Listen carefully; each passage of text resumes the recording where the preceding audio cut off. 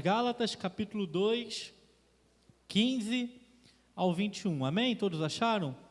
Diz assim: nós somos judeus por natureza, e não pecadores dentre os gentios, sabendo que o homem não é justificado pelas obras da lei, mas pela fé em Cristo Jesus. Temos também crido em Cristo Jesus, para sermos justificados pela fé em Cristo, e não pelas obras da lei, porquanto pelas obras da lei nenhuma carne será justificada. Pois, se nós que procuramos ser justificados em Cristo, nós mesmos também somos achados pecadores, e porventura Cristo, ministro do pecado? De maneira nenhuma, porque se torno a edificar aquilo que destruí, constituo-me a mim mesmo transgressor, porque eu, pela lei, estou morto para a lei, para viver para Deus. Já estou crucificado em Cristo, e vivo não mais eu, mas Cristo vive em mim, e a vida que agora vivo na carne, vivo-a pela fé do Filho de Deus, a qual me amou e se entregou a si mesmo por mim. Não aniquilo a graça de Deus, porque se a justiça provém da lei, segue-se que Cristo morreu em vão. Feche seus olhos mais uma vez. Pai, fale conosco nessa noite, através da Tua palavra, Senhor, que nessa carta que está edificando as nossas vidas, que mais uma vez possamos entender o que esse texto está falando e que ele venha falar aos nossos corações, Senhor. Que o Senhor me use como instrumento do Senhor nessa noite, para a Tua glória, em nome de Jesus. Amém e amém. Irmãos, como todos nós sabemos, nós estamos estudando a carta aos Gálatas. Começamos agora o capítulo 2, semana passada iniciamos o capítulo 2 e hoje estamos dando sequência ao capítulo 2. E nós já começamos a perceber que o tema central que Paulo traz à carta aos Gálatas é a nossa liberdade em Cristo. Paulo aqui, nessa carta, meus amados, a doutrina que ele escolhe para falar nesse tema, para abordar nessa carta, é a doutrina da justificação pela fé.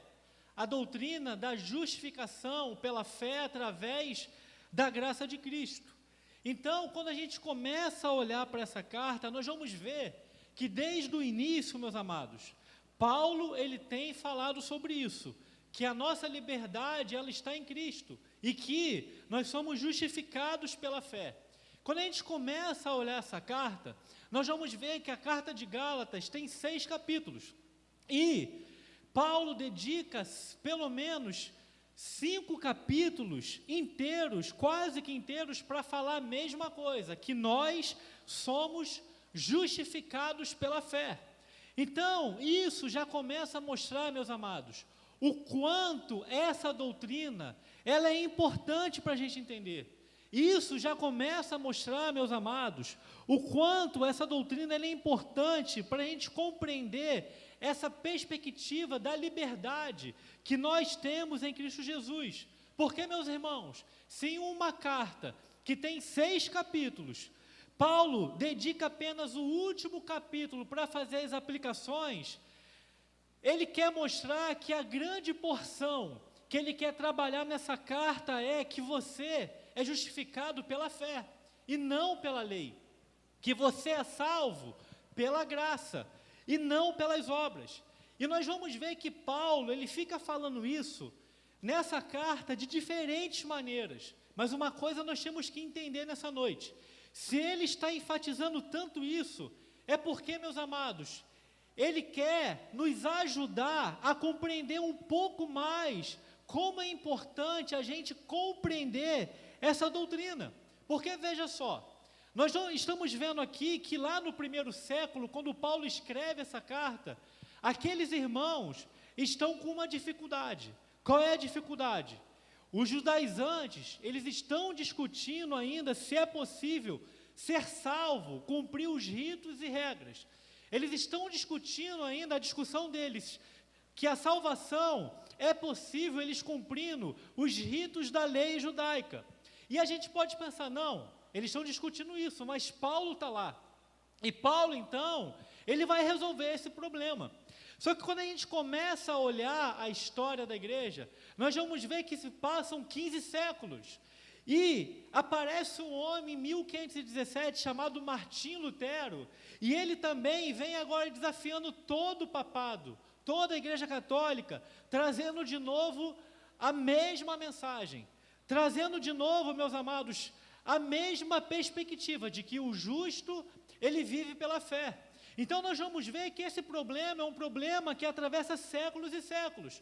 Então nós vamos ver que Lutero, ele chega agora falando, olha, parem de querer falar que o povo vai ser salvo pelas obras. Parem de querer falar que o povo vai ser salvo por aquilo que eles fazem. Parem de querer lançar esse peso sobre o povo. Parem de querer lançar todo esse fardo, porque esse fardo é um fardo que o povo não vai conseguir suportar para ganhar o mérito da salvação. Parem de dizer que eles vão ser salvos por aquilo que eles fazem ou por aquilo que eles deixam de fazer para obter a salvação. E aí, meus amados, nós vemos que no primeiro século tinha essa discussão. Nós vamos ver que 500 anos depois tinha essa discussão. E nós estamos em 2025. E ainda assim, meus amados, em 2025, depois de tantos anos, depois de tantos séculos, nós ainda temos cristãos, nós ainda temos líderes, nós ainda temos pastores tentando lançar um jugo a qual Jesus jamais lançou para o seu povo. Então, por isso que essa carta, ela é fundamental.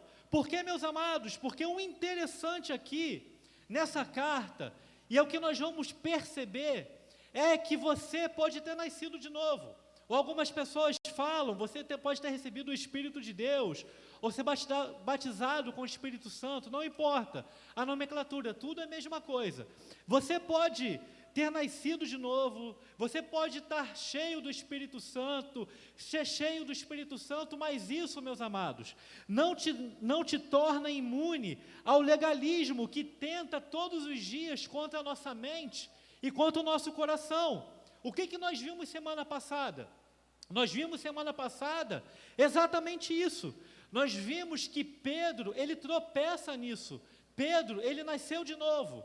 Pedro, ele era cheio do Espírito de Deus, mas isso não tornou Pedro imune ao legalismo. Nós vimos aqui que o Muca falou semana passada sobre isso, que Pedro, ele não quis mais sentar com os gentios, ele ficou com vergonha daquele povo. Então, o que Paulo está mostrando, quando Paulo ele chama a atenção de Pedro, e agora ele vai vir trazendo as correções para Pedro, essa é a sequência desse texto. O que Paulo está querendo mostrar, meus amados, é que como a maneira como Pedro come ou deixa de comer, a maneira que Pedro senta, com quem ele senta ou deixa de sentar, com quem ele se relaciona ou deixa de se relacionar, traduz a maneira como ele enxerga o Evangelho. Traduz a maneira como ele enxerga as verdades do Evangelho. Então, na verdade, o que essa carta, ela traz para a gente, o que Paulo vai trazer um ensinamento agora nas aplicações, que ele vai trazer para Pedro, é como que nós enxergamos o Evangelho. Sabe por quê, meus amados? Porque nós vemos que o Evangelho, ele é uma verdade que ele tem que influenciar todas as áreas de nossas vidas. Então, quando Paulo aqui, ele cria um caso com Pedro, porque Pedro ali, ele foi, em outras palavras, racista, porque ele não quis mais estar com os judeus, com os gentios, e sentar com os gentios. Paulo, ele não cria esse caso com Pedro à toa, sabe por quê, meus amados? Porque Pedro, ele era líder da igreja. Se essa atitude de Pedro, ela não tivesse sido repreendida, nesse momento, poderia ter sido estabelecido um novo padrão. A partir daqui, gente, poderiam ser configuradas duas igrejas. A igreja dos crentes judeus e a igreja dos crentes gentios. Então, o que Paulo está falando? Paulo, ele está mostrando para Pedro que todo o nosso comportamento deve ser o que? Justificado pelo Evangelho. Paulo está mostrando para Pedro que tudo aquilo que a gente faz tem que ter o filtro do Evangelho de Jesus Cristo. Em outras palavras, meus irmãos, a maneira como você trabalha tem que ter o filtro do Evangelho. A maneira como você faz seus negócios tem que ter o filtro do Evangelho. A maneira como você trata o seu funcionário tem que ter o filtro do Evangelho. A maneira como você trata o seu patrão tem que ter o filtro do Evangelho na sua vida. A maneira como você cuida dos seus filhos tem que ter o filtro do Evangelho. A maneira como você olha e honra os seus pais tem que ter o filtro do Evangelho. A maneira como você trata a sua esposa tem que ter o filtro do Evangelho. A maneira como você se relaciona com o seu marido tem que ter o filtro do Evangelho. A maneira como você se relaciona com seus amigos, com a igreja, com os irmãos de ministério, com os irmãos da comunidade, tem que ter o filtro do Evangelho. Sabe por quê, meus amados? Porque tudo que você faz deve ser justificado pelo Evangelho. Então, o que Paulo está falando para Pedro é isso. Pedro, tudo o que você faz, com quem você senta, aonde você anda, com quem você come, com quem você se relaciona, tem que ter o filtro do Evangelho. Porque se não tem o filtro do Evangelho, não passa apenas de legalismo. Irmãos, quando a gente entende isso, e se a gente lembrasse disso todos os dias, com certeza, eu tenho certeza, que as nossas atitudes, elas não seriam as mesmas todos os dias. Eu tenho certeza que as nossas atitudes, elas mudariam. Eu tenho certeza que quando você fosse fazer um negócio, você ia fazer um negócio para glorificar a Deus e não para tirar vantagem. Eu tenho certeza, meus amados, que quando você fosse fazer alguma coisa, você ia fazer alguma coisa pensando em ser justo e não em ser esperto. Eu tenho certeza, meus amados, se a gente pensasse nisso todos os dias, a maneira que você trata a sua esposa seria uma maneira digna de Cristo.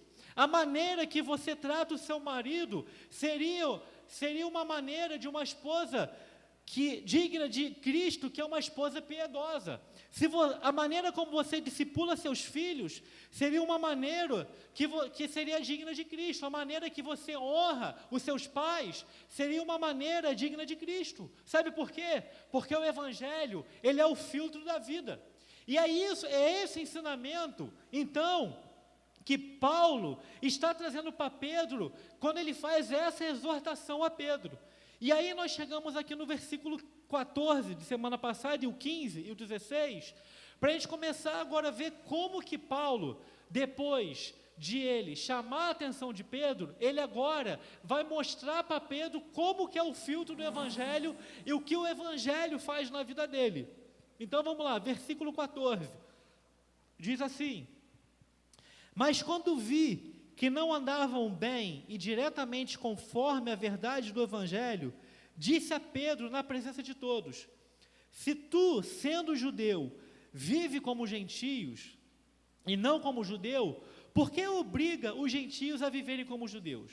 Nós somos judeus por natureza e não pecadores dentre os gentios, sabendo que o homem não é justificado pelas obras da lei, mas pela fé em Jesus Cristo temos também crido em Cristo Jesus, para sermos justificados pela fé em Cristo, e não pelas obras da lei, porquanto, pelas obras da lei, nenhuma carne será justificada.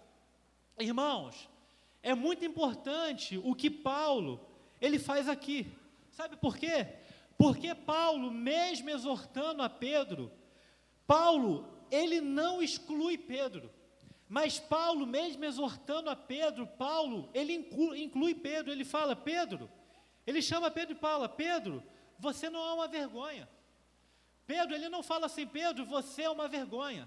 Ele não fala assim: Pedro, você errou, e agora você não é mais digno de estar entre nós. Você errou e agora você vai ser condenado ao inferno, você vai viver essa vida total. Mas ele chama Pedro para uma reflexão.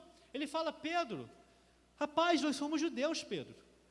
Pedro, nós sabemos o que significa, Pedro, ser massacrado pela lei, Pedro.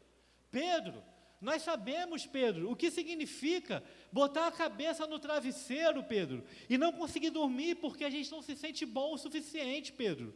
Irmãos, quantos aqui já não se sentiram assim? Quantos aqui, talvez, às vezes bota a cabeça no travesseiro e fala, caramba, eu não me sinto bom o suficiente porque hoje eu não consegui agradar a Deus como eu deveria agradar.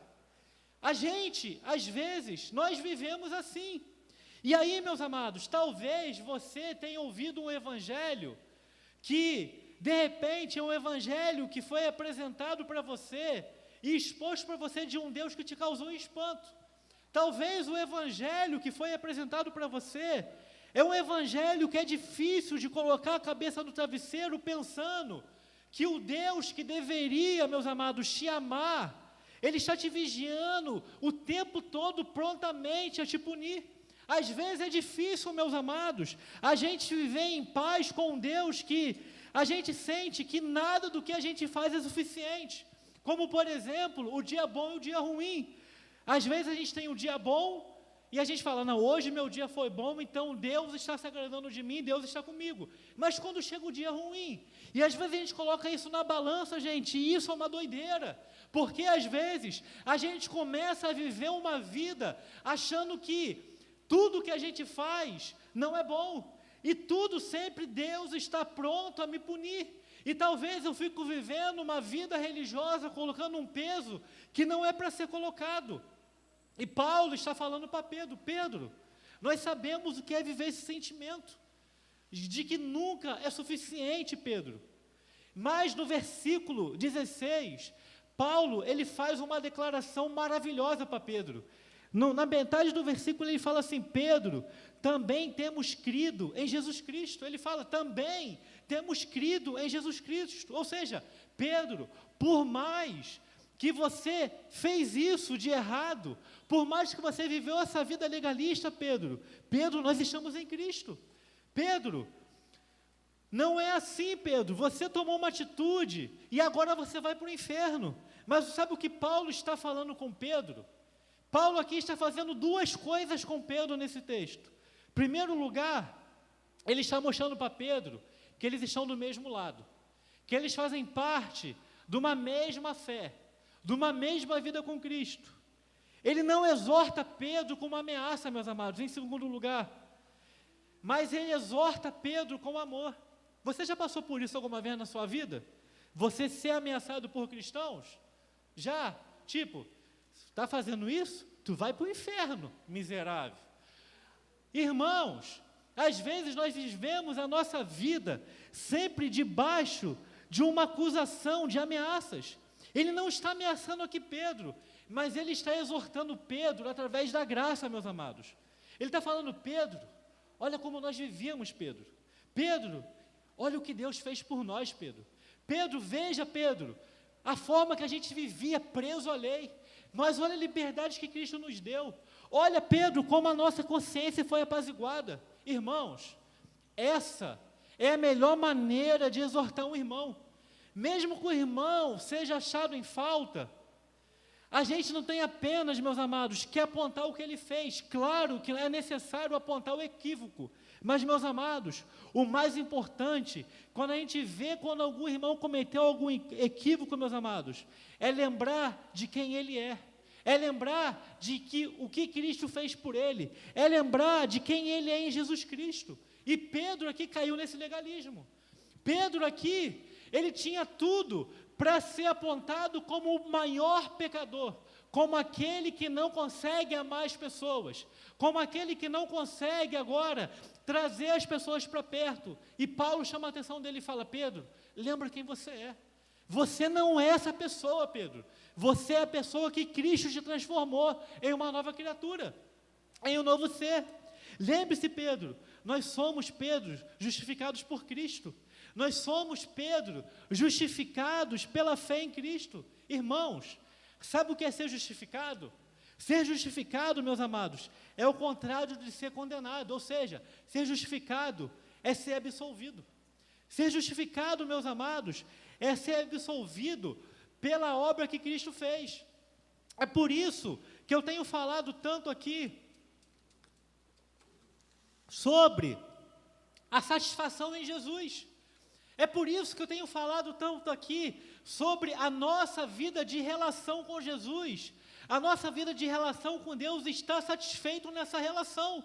Porque quando nós estamos satisfeitos nessa relação, meus amados, quando acontecem algumas coisas assim, nós não vamos agir no impulso da lei, nós vamos agir no impulso da graça do Espírito que habita em nós, que é do próprio Cristo. Nós vamos agir então como Cristos, nós vamos agir como pequenos Cristos, para assim então oferecer a graça a todas as pessoas. Por isso que eu estou falando tanto sobre a gente estar satisfeito nessa relação com Cristo. Sabe por quê, meus amados? Porque a resposta para o nosso dilema, nós sabemos, ela reside lá na cruz. Irmãos, entenda isso, foi por meio de sua morte na cruz que Jesus ele satisfez, eu já falei aqui plenamente, a justiça de Deus em nosso favor. Irmãos, Cristo foi o único que conseguiu obedecer às exigências da lei, ele não pecou, meus amados. Sabe por quê? Nós não temos condições de cumprir a lei, porque se a gente tivesse que cumprir a lei para sermos salvos, nós seríamos condenados. Mas, irmãos, preste atenção nisso, aos olhos de Deus, quando o Filho obedeceu perfeitamente sua lei, nós também fizemos do mesmo modo. Ou seja, meus amados, quando Cristo ele obedeceu a lei, e Cristo morreu agora por nós, quando Deus ele olha para a gente como alguém agora capaz de ter obedecido a lei, não por nós mesmos, mas pela obra de Cristo. É por isso que nós morremos para a lei, para viver com Cristo. É por isso que a obra de Cristo faz isso, faz a gente morrer para essa lei, mas não para viver de qualquer maneira. A gente morre para a lei para viver para Cristo, porque se a gente tivesse que viver para a lei, a gente seria condenado. Estão entendendo? Então, meus amados, nós temos que entender muito bem essa doutrina, para a gente sair dessa prisão às vezes, e desse peso religioso, desse jugo religioso que é colocado às vezes na vida das pessoas, por líderes que querem controlar a vida das pessoas. Irmãos, Lutero, falando sobre a doutrina da justificação pela fé, ele fala da seguinte forma, ele fala assim, como que eu vou explicar a graça de Deus? Aí ele fala que a graça de Deus é como uma chuva que cai sobre justos e injustos, ou seja, a chuva só cai e molha o solo seco do nosso coração. Em outras palavras, a gente não fez nada, meus amados, para merecer essa chuva. A gente não fez nada para merecer receber essa chuva que cai. Mas Deus fez com que ela caísse dos céus sobre as nossas vidas para apaziguar o nosso coração, a nossa consciência e a nossa alma. Ou seja, a graça, meus amados, a gente não tem condições de fazer nada, é como essa chuva, que ela vem de Deus e cai sobre as nossas vidas. Irmãos, na lei, nós tínhamos, amados, que trabalhar duro pela salvação, mas agora, meus irmãos, na graça, eu repouso sobre a obra consumada por Jesus Cristo. Na graça agora, eu consigo descansar na obra de Jesus Cristo. E aí Paulo, ele chega no versículo 17, e ele fala assim, pois, se nós que procuramos ser justificados em Cristo, nós mesmos também somos achados pecadores. E porventura, Cristo é ministro do pecado? De maneira nenhuma. Vou ler de novo. Pois, se nós, que procuramos ser justificados em Cristo, nós mesmos também somos achados pecadores, é porventura Cristo o ministro do pecado? Paulo às vezes é um pouco complicado, porque ele está então perguntando, então Cristo é o ministro do pecado? Irmãos, simplificando, quando a gente olha esse versículo 17, Paulo aqui, ele é brilhante no argumento aqui no versículo 17. Sabe por quê? Porque Paulo, assim, em outras palavras, o que Paulo está falando aqui nesse versículo? Ele está falando assim para aqueles irmãos, então tá bom, então digamos que vocês estejam certos e que a nossa salvação, ela é pelas obras, que a nossa salvação é por aquilo que a gente faz e a fé, ela não é suficiente. Vocês estão certos, a salvação não é pela graça através da fé. Então, Paulo está falando, vocês acham que vocês serão salvos se vocês continuarem cumprindo a lei, é isso? Aqueles irmãos vão falar, sim, é isso. Mas espera aí, vocês cumpriram a lei completamente para serem salvos. Então vocês não tropeçam mais e vocês ainda tropeçam?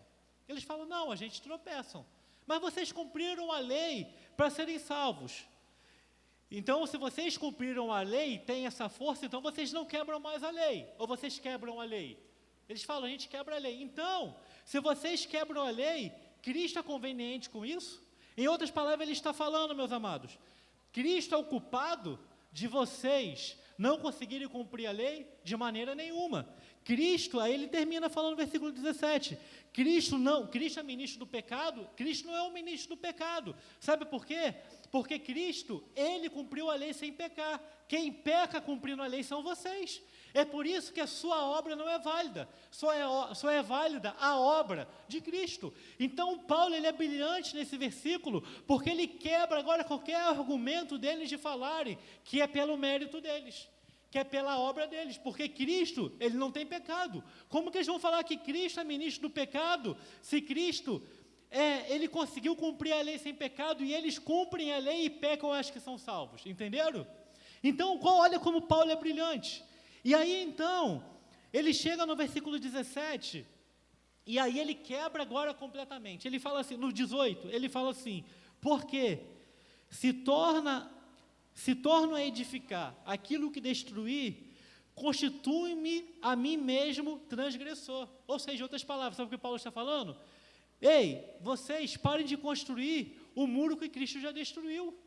Em outras palavras, pare de tentar reconstruir aquilo que o véu já rasgou. Vocês estão tentando reconstruir um muro de peso, de cumprir algumas coisas para serem salvos, que Cristo já destruiu. Por isso que ele fala, olha, pare de se tornar a edificar aquilo que destruiu, não construam mais esse muro, ele já destruiu, ele já levou sobre ele, o véu já foi rasgado, não queiram de novo construir o véu, porque o véu na obra que ele fez já foi rasgado. Ou seja, meus amados, sabe o que ele está dizendo? Para aqueles irmãos, e principalmente para Pedro, que aqui é uma exortação a Pedro também, ele está dizendo, meus amados, que é ainda pior reconhecer que é pecador e ainda tentar merecer a aceitação de Deus através da lei. Ele está falando, poxa, é pior, é muito pior você estar aqui dentro da igreja, você reconhecer que você é pecador, você saber que Cristo fez uma obra de salvação por você, de justificação por você, e mesmo assim você ainda quer continuar levantando esse muro? Mesmo assim ainda você quer continuar, querer receber o mérito de Deus pelas suas obras, por aquilo que você faz, pelo seu esforço? É muito pior, porque você já sabe o que Cristo fez, e você quer continuar a voltar a reconstruir esse muro? Irmãos, entenda uma coisa, nós somos pecadores, Cristo morreu na cruz por nós, com base nisso nós somos justificados nele, não é naquilo que nós fazemos, meus amados, é uma afronta, e é isso que Paulo quer trazer nesse texto, é uma afronta, meus amados, pensar que agora, reconhecendo o nosso pecado, nós podemos melhorar a nós mesmos pelo nosso próprio esforço, e merecer a salvação. É uma afronta, meus amados, você achar que porque agora você reconheceu o seu pecado, você vai melhorar a você mesmo. Irmãos, só quem vai melhorar você é Cristo. Como eu já falei aqui, você é ruim, eu sou ruim, o pastor, ele é ruim, nós somos pecadores. Se Cristo não te melhorar, não adianta você querer fazer a obra que Cristo fez. E até hoje, meus amados, tem gente ainda que fica aqui, querendo fazer a obra que Cristo fez. Não, o que vai me salvar é o que eu faço. O que vai me salvar é porque eu sou mais santo, eu sou mais espiritual, eu sou mais forte, eu sou mais poderoso. Mas a Thaísa é pecadora. A Thaísa, ela é toda errada. Eu, que sou o marido, sou o macho, o alfa, sou o pastor, eu sou o santo. Ela é pecadora. Ela não presta, eu presto, meus amados. Você vive assim, você está vivendo uma vida de legalismo. E pode estar aqui na igreja a vida toda. E está vivendo uma vida de legalismo. Está igual o Pedro. Está sendo um racista em todas as áreas. Entenderam? E aí, ele chega então agora, no versículo 19 e 20. E ele fala assim, porque eu pela lei, estou morto para a lei, para viver para Deus. Já estou crucificado em Cristo, e vivo não mais eu, mas Cristo vive em mim. E a vida que agora vivo na carne, viva pela fé do Filho de Deus, o qual me amou e se entregou a si mesmo por mim. Ou seja, meus amados, ele fala, morri agora. Eu morri agora para a lei, no 19. E eu vivo agora para Cristo. Sabe o que ele está falando, meus amados? Entenda isso. Não foi a lei que morreu, mas fui eu que morri para viver para Deus. Sabe, porque a lei, meus amados, a lei, ela é importante. Ela é importante para quê? Para nos dar o limite de onde nós podemos ir. A gente não está anulando a lei. A lei é importante para nos dar o limite de onde nós podemos ir. Mas não é a lei que morre. Quem morre sou eu. Quem morre é você. Para você, então, viver para Cristo.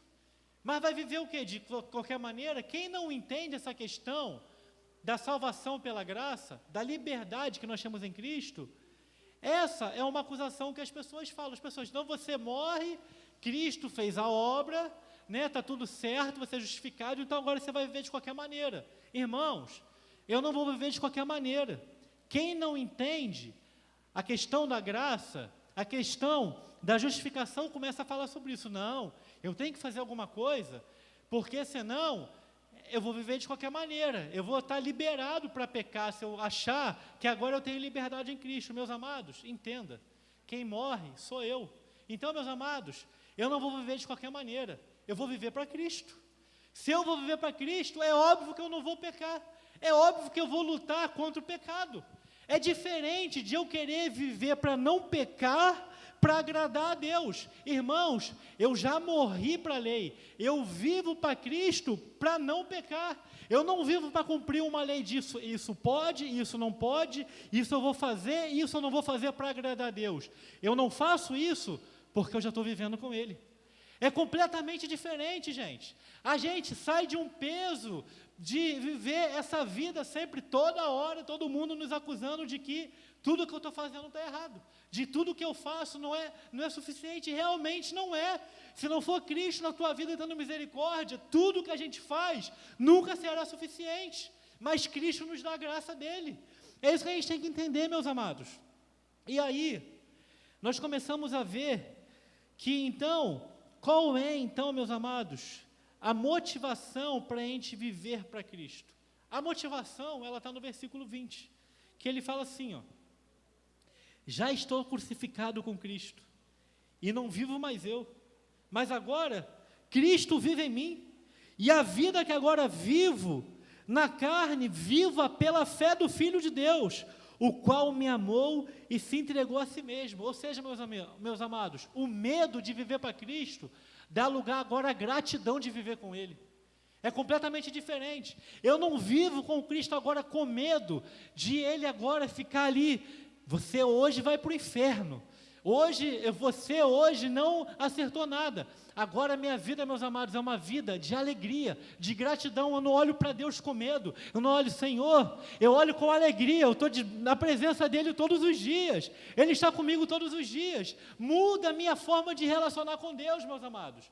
Muda a minha forma de viver essa vida de comunhão com Deus. Tim Keller, falando sobre isso, ele falou sobre a diferença, meus amados, do religioso que entendeu o Evangelho e do crente que entendeu a graça, do evangélico que entendeu a graça. Então, ele fala que quando a gente olha para o cristão religioso e para o cristão que está pautado na graça, quando a gente olha os dois, bota um do lado do outro, aparentemente, os dois é a mesma coisa. Porque quando a gente olha para o religioso, ele tenta obedecer os mandamentos. Aquele que vive pela graça, ele tenta obedecer os mandamentos. O religioso, quando a gente olha para ele, a gente vê que ele entende a importância de estar no culto. Quando a gente olha para o crente, aquele que vive pela graça, a gente vê que ele entende a importância de estar na comunhão entre os irmãos, de estar no culto também. O religioso, ele dá dízimos e ele dá ofertas. Aquele que vive pela graça, ele também dá dízimos e ofertas. O religioso, ele tenta louvar a Deus e tenta agradar a Deus. Aquele que vive pela graça, ele tenta louvar a Deus e tenta agradar a Deus. Então, meus amados, não é a atitude a diferença deles. A diferença deles está na motivação. Sabe por quê? Porque um faz por medo, o outro faz por gratidão. Um, meus amados, faz por medo de Deus. O outro diz assim, ele me amou e se entregou por mim, por isso eu vou servir ele. Um, meus amados, obedece para ser aceito. O outro fala, eu já fui aceito, é por isso que eu obedeço.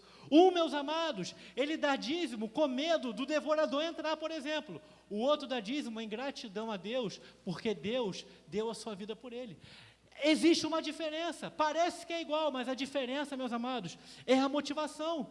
Então, é totalmente diferente os dois. O exemplo, por exemplo, do povo de Israel em Êxodo, meus amados. Primeiro Deus, ele liberta o povo, depois ensina o povo como se vive.